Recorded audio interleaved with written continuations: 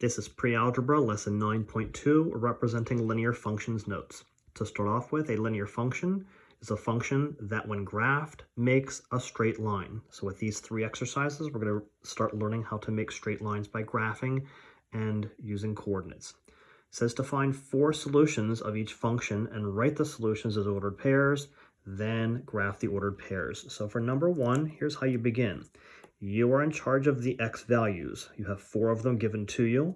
You have a function here, y is equal to 2x minus 3. You have a y value that's asked for here, and then that becomes a coordinate pair from the x and y numbers. So let's just start exploring these. When you take the -1, you're literally going to plug it in right here. So that becomes 2 times -1, which is, of course, -2. Minus 3 carries down. You see that's the pattern the whole way down through. That -3 never changes. The value that changes is, of course, the x, and then that changes the value of the 2x when you multiply by 2. So you're just going to keep repeating that over and over and over. So -2 minus 3 is -5. You then take the x value and the y value. That becomes an ordered pair, -1, comma, -5. You do put them in parentheses. You put a comma between them. That'll become a coordinate very, very soon when we graph it on the coordinate plane. Second time through, when x is 0, you just plug in 0 here. 2 times 0 is, of course, 0. 0 times anything is 0. Minus 3 is, of course, -3. So your second coordinate is 0, comma, -3. Third time through, plug in a 1. 2 times 1 is 2. Minus 3 is -1. That coordinate is 1, -1. Last time through is a 2. 2 times 2 is 4. Minus 3 is 1. So your coordinate is 2, comma, 1. You then take those four coordinates over to your coordinate plane and you graph them. Remember, the x values go left to right, and that's the first number you see. You go left to right first. Then with the y value, you go up or down. So to start off with, we have -1, -5. So you go over here, -1, -1, 2, 3, 4, and 5, and you put your dot. -1, -5 is there.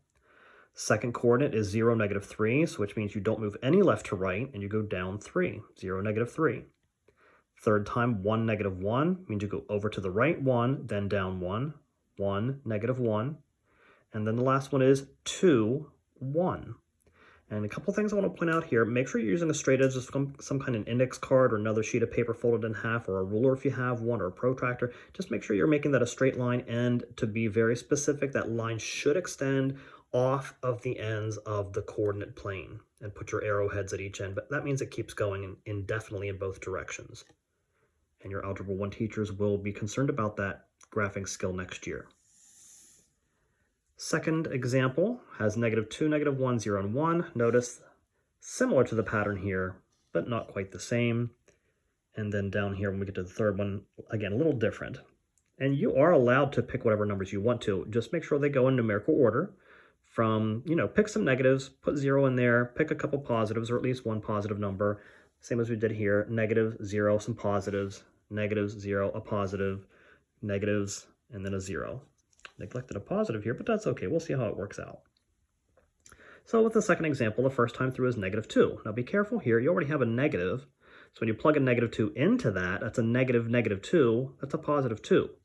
2 plus 2 is, of course, 4. So your first coordinate is -2, 4. Second time through is -1. You guessed it. Negative is a +1. Plus 2 again. Again, that constant right there is the same constant every time you fill in the number for the x value. That +2 always stays the same, like the -3 up here was the same all the time. So -1 is +1, plus 2 is 3, -1, 3 is your coordinate. 0, third time through, -0 is 0, that doesn't change anything. 0 plus 2 is 2, so your coordinate is 0, 2. And the last time through with this particular example, 1 gets plugged in here, so -1 becomes, of course, -1, plus 2 is 1. So your coordinate is 1, 1. And we're ready to graph. So here's what happens with your graph. You have -2, 4, -1, 3, 0, 2, and 1, 1. Notice this time the line is going downhill. That's called a negative slope when it goes downhill from left to right. Up here in the first one, that was a positive slope. That goes up from left to right. Think of like a ski slope or something like that, an incline. And this would be a decline, it's going downhill. Third example, here's your function, -3 minus 2x. Notice the x is in a little bit different place this time. That's okay, it'll work out. Just be careful when you substitute.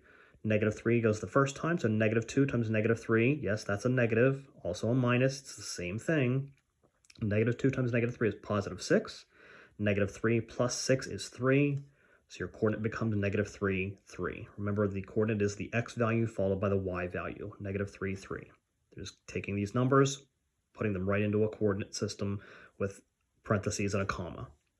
Second time through, -2. -2 times -2 is +4.